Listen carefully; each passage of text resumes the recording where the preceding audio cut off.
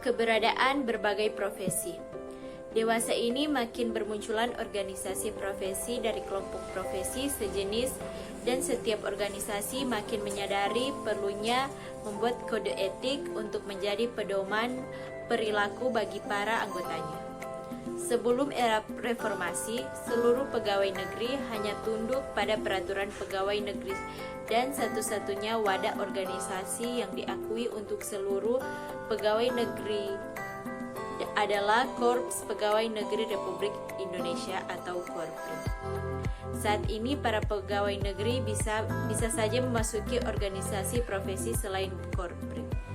Tujuan khusus dari setiap organisasi adalah untuk mengembangkan kompetensi para anggota secara berkelanjutan sekaligus untuk melakukan pengendalian perilaku pada anggota dengan berpedoman pada kode etik yang telah disepakati bersama.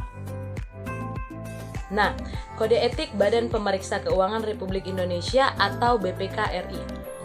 Kode etik BPK dituangkan dalam Peraturan Badan Pemeriksa Keuangan Republik Indonesia Nomor 2 Tahun 2007, serta telah diumumkan dalam Lembaran Berita Negara Republik Indonesia Nomor 110 Tahun 2007. Kode etik ini berlaku untuk anggota dan juga pemeriksa BPK.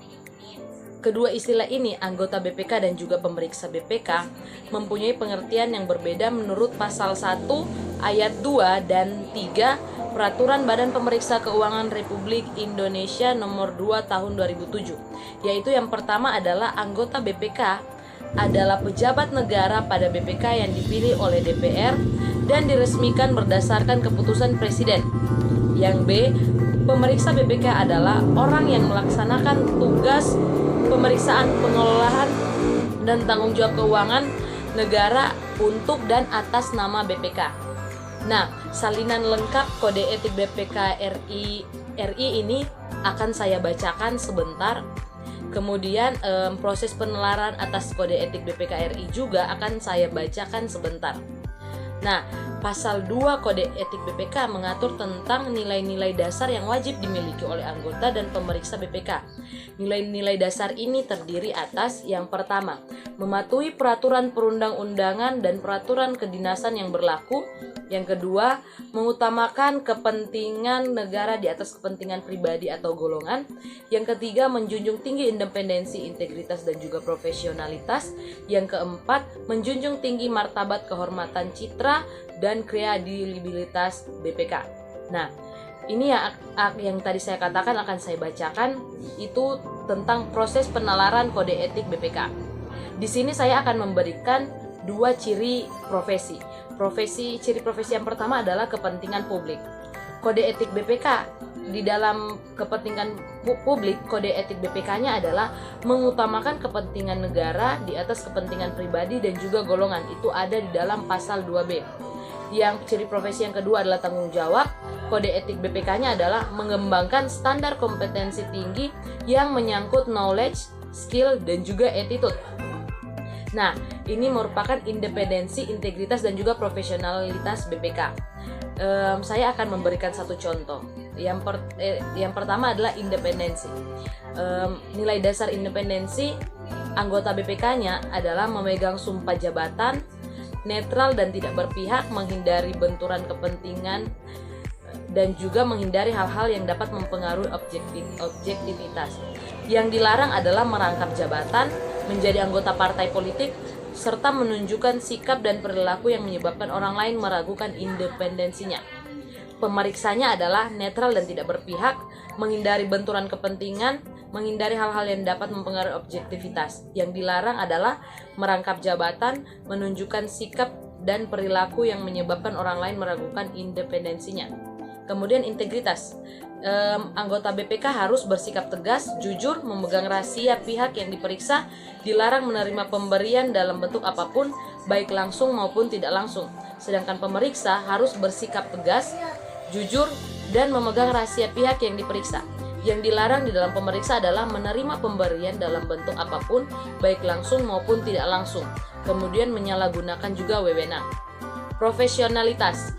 Anggota BPK harus prinsip kehati-hatian, ketelitian, dan kecermatan, menyimpan rahasia negara dan juga jabatan, tidak menyalahgunakan rahasia negara untuk kepentingan pribadi dan golongan atau pihak lain, kemudian menghindari perbuatan di luar tugas dan wewenangannya. Sedangkan pemeriksa, prinsip kehati-hatian, ketelitian, kecermatan, menyimpan rahasia negara dan juga jabatan, tidak menyalahgunakan rahasia negara untuk kepentingan pribadi dan golongan atau pihak lain, kemudian menghindari perbuatan di luar tugas dan wewenangannya. Komitmennya harus tinggi, meningkatkan kemampuan profesionalitas secara berkelanjutan, kemudian kerjasama, saling menghormati dan mempercayai antar rekan atau sejawat, berkomunikasi dan berdiskusi antar rekan atau sejawat, menggunakan sumber daya publik secara efisien, efektif, dan juga ekonomis. Nah, itu merupakan kode etik Badan Pemeriksaan Keuangan Republik Indonesia. Kode etik Perhimpunan Auditor Internal Indonesia (PAII). Kode etik PAII dikutip dari buku standar profesional audit internal karangan Niro Tugiman 1997. Kode etik PAII secara lengkap diberikan pada lampiran 6 di bagian akhir buku ini. Ada dua kategori kode etik yang ditetapkan oleh PAII, yaitu kode etik PAII dan kode etik Qualified Internal Auditor (QIA). Kode etik PAII berlaku bagi organisasi profesional dan semua anggota PAII yang bekerja pada departemen atau bagian audit internal suatu organisasi perusahaan. Kode etik QIA adalah etik bagi anggota yang telah memperoleh kualifikasi atau sertifikat QIA melalui pendidikan formal yang ditetapkan oleh PAII. Ciri profesi 1. Kepentingan publik. Kode etik PAII untuk mempertahankan kepercayaan dari memberi tugas para anggota harus menunjukkan loyalitas kepada pemberian tugas manajemen. Walau demikian, anggota dilarang untuk mengambil bagian dalam kegiatan yang menyimpang atau melanggar hukum pasal 4. Ciri kedua, tanggung jawab. Kode etik PAII mengembangkan standar kompetensi tinggi yang menyangkut pengetahuan, keterampilan, dan perilaku. Ciri profesi ketiga itu kompetensi dilihat dari 3 unsur kompetensi: pengetahuan, keterampilan, dan perilaku. Itu ciri-ciri. Dan yang berikut ciri profesi yaitu sikap, perilaku, menyangkut diri. Kode etik PAII yaitu PAII berasaskan Pancasila, berdasarkan Pancasila dan Undang-Undang Dasar 1945 Pasal 2. Dan ciri profesi yang berikut yaitu hubungan rekan sejawat, dan kode etik PAII tidak diatur. Yang kedua, hubungan klien, dan kode etik PAII yaitu para anggota dilarang untuk menerima imbalan atau hadiah dari pemberi tugas, klien, pelanggan, atau relasi bisnis pemberi tugas, kecuali yang menjadi halnya pasal 6. Hubungan lain tidak diatur, dan pengawasan tidak diatur. Berikutnya, kode etik psikologi Indonesia. Kode etik ini berlaku bagi ilmuwan psikologi dan psikolog. Kedua profesi ini dibedakan berdasarkan latar belakang, profesi atau pendidikan yang mereka tempuh, di mana latar belakang pendidikan ini menentukan boleh atau tidaknya seseorang melakukan praktik psikologi. Para ilmuwan psikologi dalam batas-batas tertentu dapat memberikan jasa psikologi, tetapi tidak boleh menjalankan praktik psikologi. Praktik psikologi hanya dilakukan oleh para psikolog dengan menggunakan penalaran. Esensi dari kode etik psikologi dapat dirangkum seperti berikut. Ciri profesi yang pertama, kepentingan publik.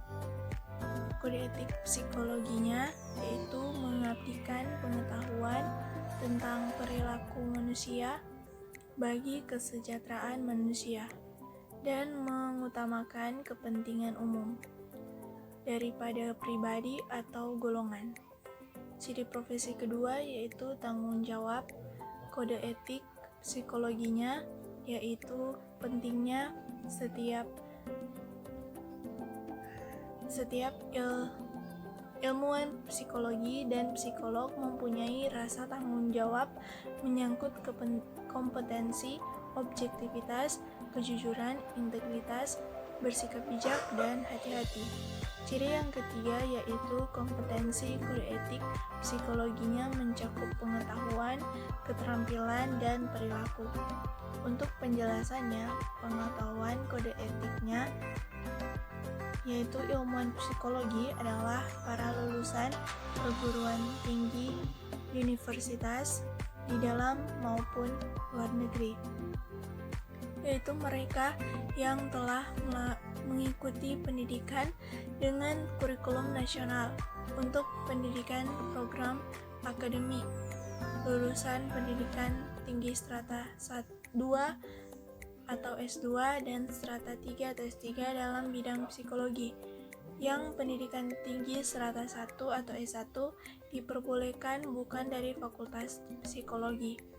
Ilmuwan psikologi yang tergolong dalam kriteria tersebut dinyatakan dapat memberi jasa psikologi, tapi tidak berhak dan tidak berwenang untuk melakukan praktik psikologi di Indonesia. Kode etik profesi advokat.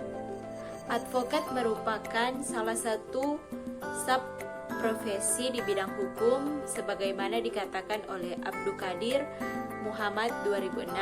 Peraturan hukum mengatur dan menjelaskan bagaimana seharusnya. A. Legislator menciptakan hukum. B. Pejabat melaksanakan administrasi negara. C. Notaris merumuskan kontrak-kontrak harta kekayaan. D. Polisi dan jaksa mengajarkan ketertiban hukum.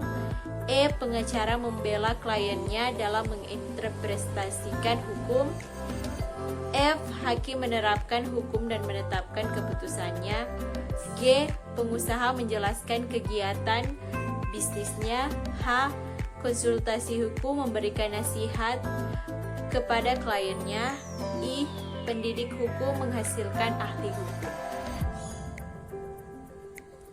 Menurut Nato Hamidjo dalam Abdul Qadir Muhammad 2006, seorang profesional di bidang hukum perlu memiliki sikap manusiawi, sikap adil, sikap patut, dan sikap jujur.